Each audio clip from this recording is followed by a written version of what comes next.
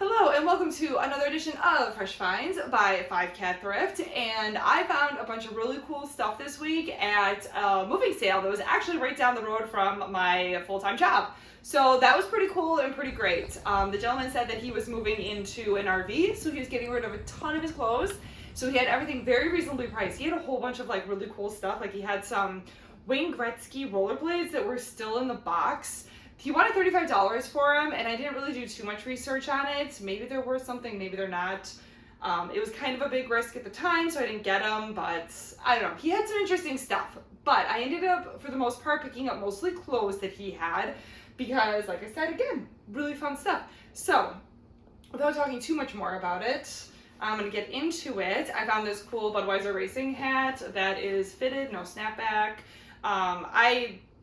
Dale Earnhardt Jr. is a really famous race car driver. I don't know if this necessarily pertains to him, but no big deal. I just thought it was cool because, like, again, Dale Earnhardt Jr. I mean, even Kenny Bernstein, like, any of it would be good. They were all Budweiser. I also found a pair of Crocs for $1, and I mean, I think we all know that Crocs sell pretty good, and they're just a very good brand, even when they're not like the highly coveted ones. So I picked those up. There is a cat right down at my feet, actually. Chuck the cat is joining this video. He was trying to climb into the box earlier. Okay, well, we'll just go within the box now. I honestly didn't think he was going to stay put. All right, so he had some cool bowling stuff that I actually thought was pretty neat. So this one I thought was really cool because it said, "Let's show the boys how to bowl," and it's in a really cool vintage font. I really dug it. I thought it was neat. And it's from Classic Lanes in Greenfield. I used to go midnight bowling there when I was in high school all the time. This is a pretty cool t-shirt. I like that one quite a bit. Also, I grabbed this one just because I saw that it had the Miller High Life logo on the front, and I was like, yeah, why not? The take also looks semi-vintage. Then I saw that the back actually made a bowling shirt, and this was definitely signed by somebody, and he washed it. I don't know. I don't know who. I'm never going to be able to figure that out, but somebody definitely wrote on the back of it and signed it in some way, shape, or manner. Now that I actually have it in the light, there's some slight discoloration here, but still, I think with it being Miller High Life and bowling, I think it'll still do well. This one I just thought was cool. He had a lot of Milwaukee festivals on there. We have a ton of like ethnic festivals in Milwaukee. We have Irish Fest, we have German Fest, we have Festa Italiana. There's a whole bunch more. And he had a whole bunch of German Fest shirts, and it's kind of been surprising to me how well some of these items sell. It's kind of amazing, but this one I thought was pretty cool. I don't really know, so I am of German heritage, as most Milwaukeeans are, and I have no idea what these little wooden signs are. If you do know, please mention it in the comments, because I thought it was pretty cool, so I grabbed it, and I do think that might actually sell, just because it's a pretty different, unique one. This I grabbed. This is just a tank top that is from the French Quarter.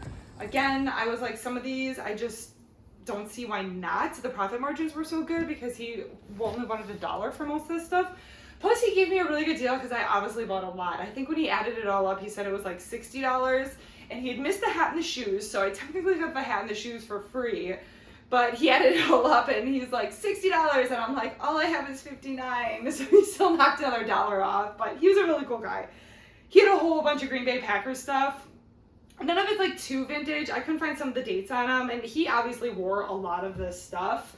And this one was in pretty great condition. I immediately just started grabbing up all of his Packers stuff because it does well. That's definitely one of the most popular teams in the world, so just because I live here, I get really lucky with the Harley and the Packer gear here because I live in Wisconsin. Oh no, this one has a little bit of a mark on it. I wonder if that's actual dirt, if it'll come off. We'll have to look. But Hard Rock Cafe, Hotel and Casino in Tampa. This is just a cool shirt. I thought it was different. And it kind of looks like, I mean, I know it's supposed to look like a record, but this one looks even more like a record. It has like actual grooves in it as opposed to the circle that they normally have. I saw another Hard Rock shirt. This one I thought was cool. So Time to Play. I thought that was pretty neat. So grabbed that one. Where's this one from? Biloxi. So yeah, that was a pretty cool one. All right, then he had just a ton of jeans,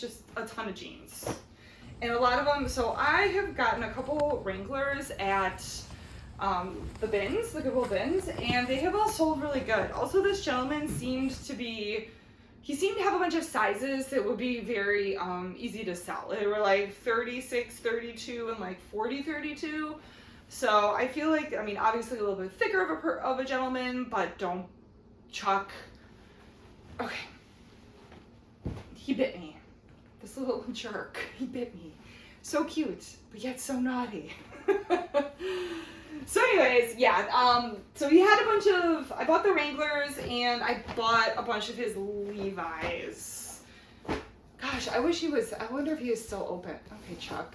Yeah, so he had a whole bunch of Levi's 505s. I mean, totally worn in, regular fit, just good quality jeans overall. So, and I know 505s, they sell okay. So again, I felt like they're worn in, they're broken in. Some of them are slightly vintage. So I kind of just went through, grabbed all of his Levi's and all of his Wranglers. He also had some like Rustler jeans and he had some Sonoma. He had ones that weren't nearly as good. So I kind of just went through and grabbed all the good ones.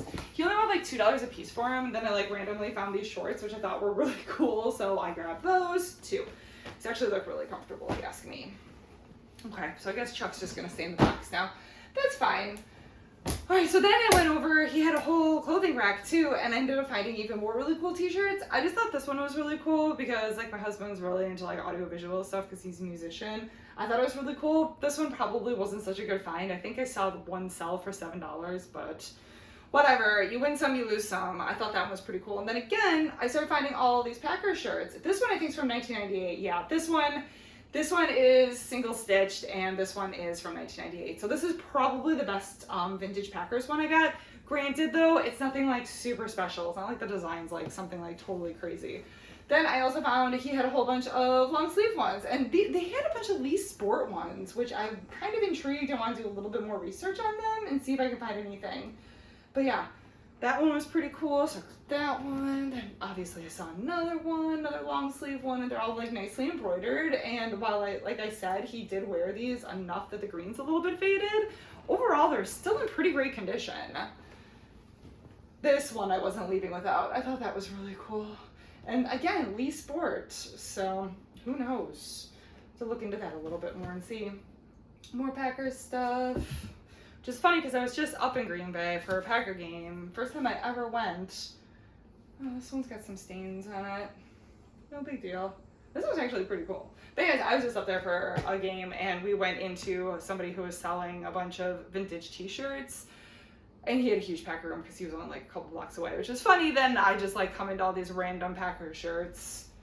I guess if I don't sell any, I can always sell them back to him. All right, now for my favorite find of the garage sale. I have been wanting a bomber jacket for a while now, and I really, really like these. Fit me too. Really like them. They're really cool. Look at this lining inside. It's like nice fuzzy lining. And just a super cool overall bomber jacket. Nice snap buttons on the front. Just really cool. But the part that really got me was they are Red Dog beer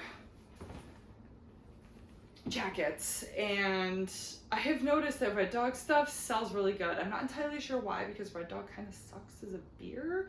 But it's also pretty cool. So I guess if you like, what are these, Bulldogs? If you like Bulldogs, maybe that's something that you think is cool. I don't know.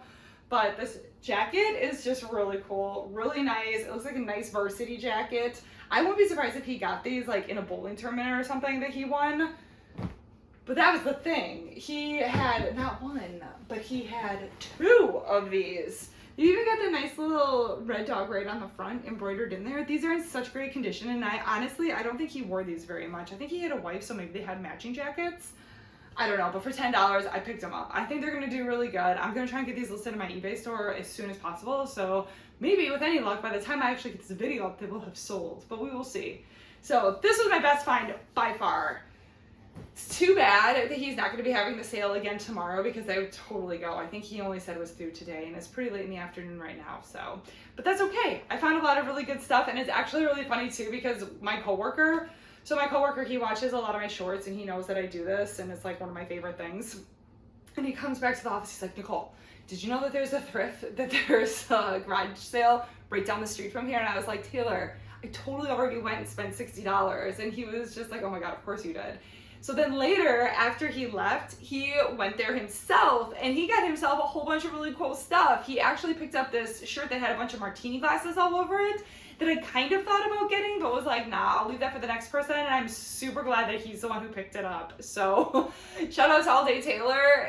I'm really happy that he's venturing into the world of thrifting and getting some secondhand stuff, so we don't have to put all this stuff in the landfill. So really awesome. Anyways, that's it for this edition of Fresh Finds. I hope you enjoyed everything. I'm gonna put links below to everything that I get listed as of when I get this video up.